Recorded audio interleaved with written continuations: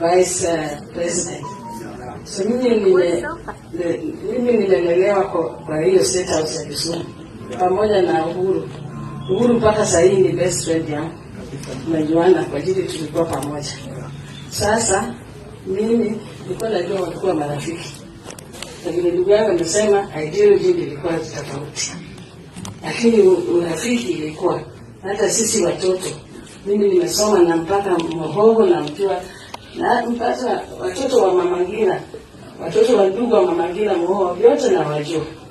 Kwa hii generation hii kitu inafanyika ni hizi za siasa.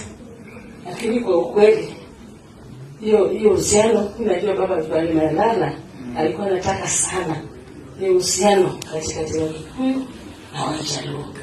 Na bila medala tusinyamaze. Yeye ndio wazee. Muendeleshe hii kitu mpaka hiyo uhusiano irudi.